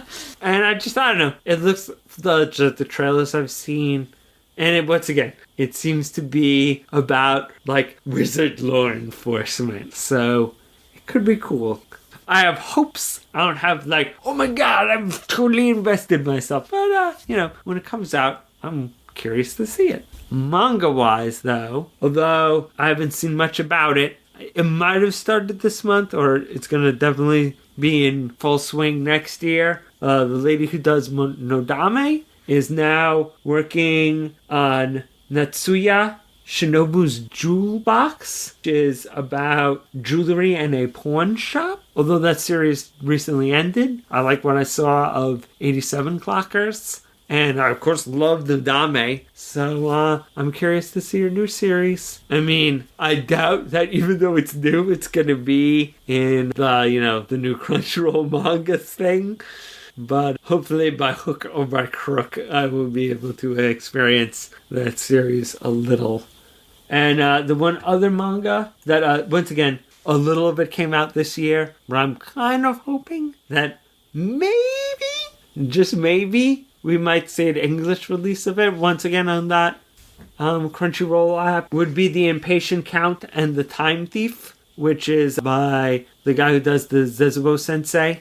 Once again, it's a new series. I think that it has potential to get some kind of release on the app, and I'd really hope to see that next year. Oh, also, one thing to look forward to in 2014, especially since I met the character designer at Otakon this year, is Robot Girl Z. I think a lot of people are looking forward to that one. I mean, it's probably going to be extremely silly, but it'll probably be a fun, extremely silly, where basically they take all these old robot shows and they make the characters cute robot girls instead of cute robots. But, so you'll have Mazinger Dreadbots as cute girls who have to be beat up by Go Nagai robots turned into cute girls. And I feel like on a certain level, Go Nagai himself curses himself for not being ahead of the curve and turning his robots into cute girls. Well, he turned them into pandas, so he turned them into something cute. He's like, yes. Then I could have had them be molested. It's Go Nagai. I don't want to hear that. Doesn't matter. But we need that show. Not the molesting show. We don't need that one. We need Robot Girl Z because, unfortunately, Gundam Boyfriend will not run for the rest of our lives. But it should. But since I don't think that's going to happen, we need something to replace it in the silly robot category. So, Robot Girl Z will be a fine carrier of the torch. All right, now we move on to the extra fun part, and also rather short part, where we mention the licenses that we're really excited about that were announced in 2013. So this is anime and manga that was licensed this year, not necessarily out yet, some of it's out. For U.S. release. I mentioned it last podcast, but I have to mention it again. Heck yeah! 7 Deadly Sins. Heck yeah! Yamada-kun and the 7 Witches. I mean, Yamada-kun is only being released digitally so far, but 7 Deadly Sins is getting a physical release. And I'm like, yeah! Thank you, Kodansha Manga. We are gonna get Yamada-kun a physical release if we have to do it. We're already doing it ourselves. Like, we're talking about it constantly. We will make that happen. Because, of course, the grand goal is then to also get Yankee-kun, because America needs that. I need that. Speaking of more Kodansha stuff, I am really looking forward to My Little Monster and Say I Love You coming out mid-2014. Both those shoujo titles, which I mentioned last episode, need to be on the Crunchyroll manga immediately. But finally, two of the best shoujo titles out in recent memory will be mine. Man, and I wasn't gonna buy My Little Monster, but then we watched the OVA/extra episode or whatever the heck it was. And I was like, never mind, I really need to own it. I was like, no, I'm good. I don't need it. I'll be fine. Never mind. I need it. I totally need it. So, I mean, Say I Love You was a hands down purchase, but I was on the fence until I watched that thing, and then it's all done. Yeesh, Kate, don't you remember the social media girl? Yeah. Oh, yeah. Nanase? Yeah. I mean, she was my woman of the year last year. She was so great. No, okay, I get it. I know. I had just had some time away from it, and I was trying to pretend that I didn't care that much and I could save some money, but it's not happening. So I will be picking up both of those manga immediately. There was some nice license rescues this year, just because, although it had its ups and downs, I'm glad to see Banner of the Stars and Crest of the Stars back in print in the US. Although I think there's some title that Kate will mention right now that a lot more people will seem to be excited about. Woohoo! Cowboy Bebop Blu-rays! At least the potential for Blu-rays, because, you know, there was that whole craziness where the UK got these super nice Blu-ray box sets, and then everyone was all jealous. We were so jelly. And then the smug Brits with their we have Cowboy Bebop Blu-rays, what do you have? And then, you know, the Japanese released this beautiful box set with all these bells and whistles. We've been waiting and waiting. And an additional Ein cartoon. I don't think we're gonna get that, but maybe we will, I don't know. But finally, Funimation, you know, rescued it, and we're all kind of on bated breath waiting for us to be able to hold them in our hands, to have them. And see exactly This will be my third purchase of Cowboy Bebop, all on VHS now, and then I bought it on DVD. Wait, did you get the remixed DVDs or only? Yes. Okay. And then now I will most certainly buy it again. It was one of those things where it was another one of those rescues where it's like, really, this hasn't happened yet? Come on. And then finally it happened over the summer. So the kind of smaller manga announcements that I'm excited about, one from Vertical, which is In the Clothes Named Fat by Miyoko Ano. It's a short, I think it's just one book, but it is about, you know, it's kind of a modern woman tale. Got a lot of humor in it, as the title suggests. Kind of, you know, self-esteem and that sort of thing. And of course, Miyoko Ano is just amazing mangaka, one of my favorites. And I really actually hope that her new series, which is a historical kind of a little bit erotic series, if we'll ever get that would be really nice. It is on her app, though. She's actually put it up online free. But anyway, she's great. Love her. They also have another book by her coming out that's like about it's like a parody gag manga about being married to Hideaki Anno, who made Evangelion and some one-book series as well. I'm not sure what to make of that, but I guess I'm curious, although maybe I'm not highly anticipating it.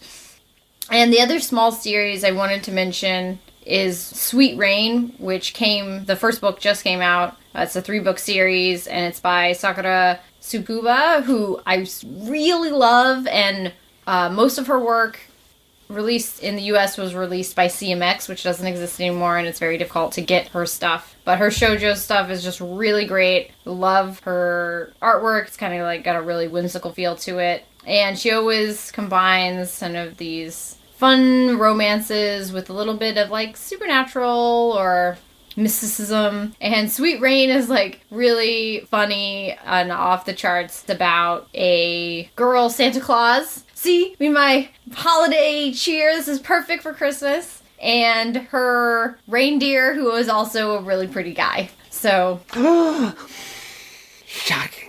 I know. It's crazy. Never thought I was going to say that. One other title, when I was thinking of, you know, how Vertical always licenses all kinds of interesting stuff, and I don't want to make the list like, all the Vertical canonical titles I'm looking forward to, but I did want to mention Prophecy, which is this short crime thriller. You know, it's like got vigilantism and this character who goes on, I think he goes on social media and he has like a newspaper mask and he predicts crimes and then they happen, stuff like that. And, you know, I'd never heard of it until Vertical licensed it, but it's like, sounds like a really intense mystery, and we need more of that, obviously, and we need more of that in English, especially, English language manga, so I'm very happy to discover that one. All I could think is, I wonder how much they're gonna keep Japanese sites that are only like Japanese. Like, is it Mixi and the such, like only Japanese, as opposed to like Facebook, which I don't think I mean, I'm sure there are Japanese natives who use Facebook and the such, but I know they have their own, you know, series of social sites. And I think like everybody uses Twitter, but maybe it'll all be on like Nico Nico or something, and then it'll be fine. I mean, we'll see. I mean, I don't know a lot about it, so, you know, I'm not sure exactly how he gets his message out, but I heard it's over the internets. I've never used them, but it's just really, for some reason, the author is really old, and he's like, so he goes on BBSs and IRC. The manga is actually 20 years old.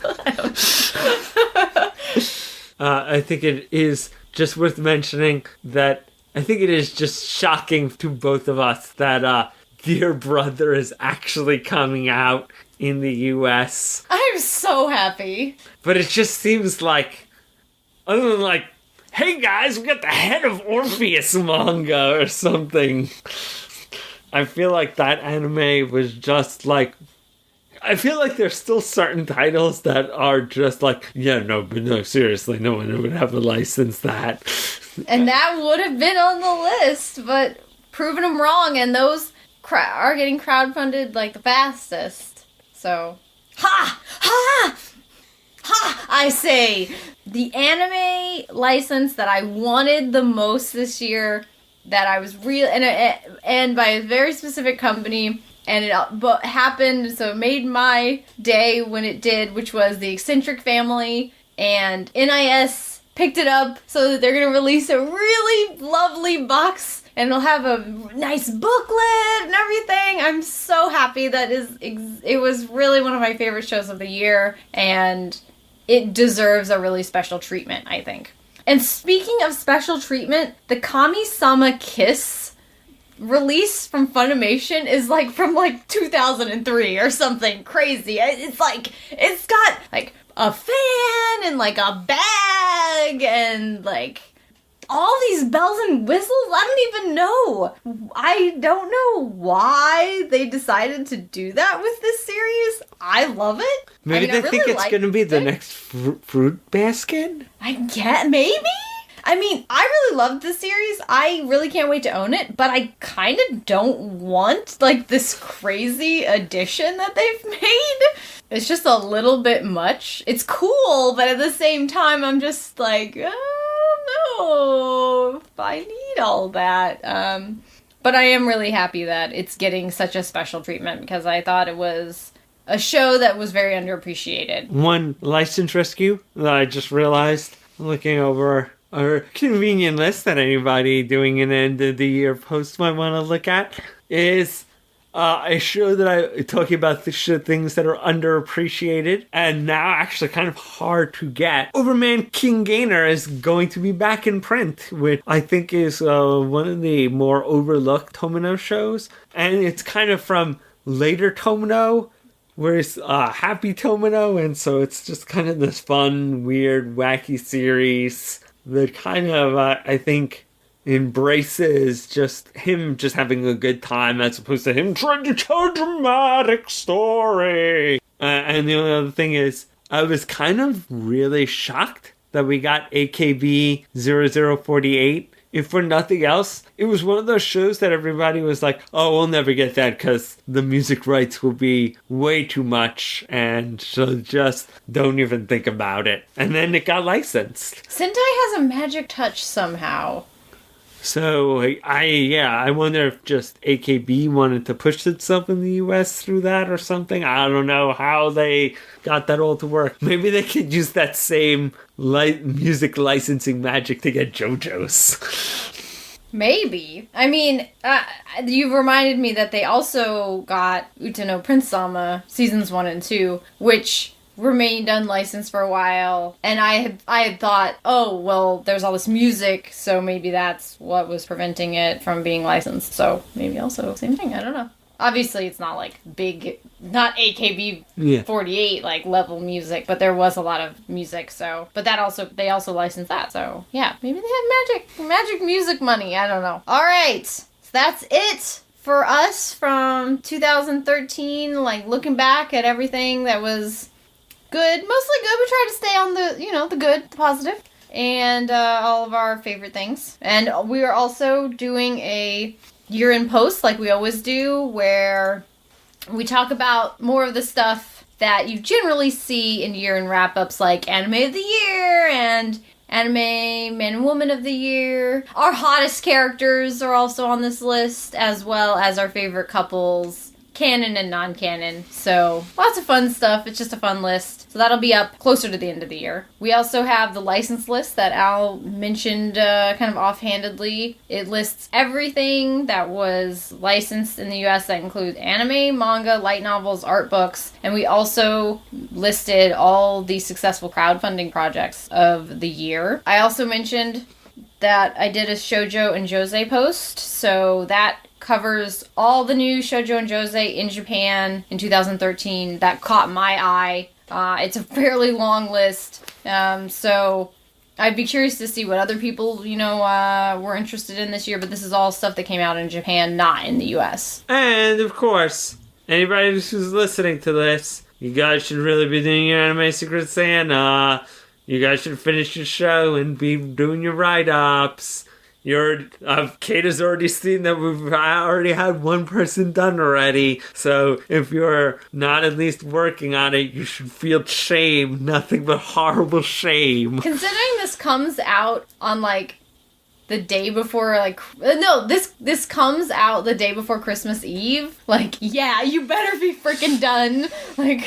Alright, so that's it for another year of the Speakeasy podcast. We will, of course, be back in 2014, hopefully for a whole nother year. It'll be our 5th year of podcasting, if you can believe that, which Al obviously couldn't because he thought we were on, episode number 36 when we started this podcast. I thought we were only, 3 years old. Well, you were wrong. So yeah, everyone, I hope you have a good new year, and I look forward to all of the anime and manga for 2004. Actually, I shouldn't say all of it. No. Some of it. I'm excited about another year of it. Because, they're eventually going to make more True Love Kate. So, I'm sure they're making it right now. Alright, see you guys then.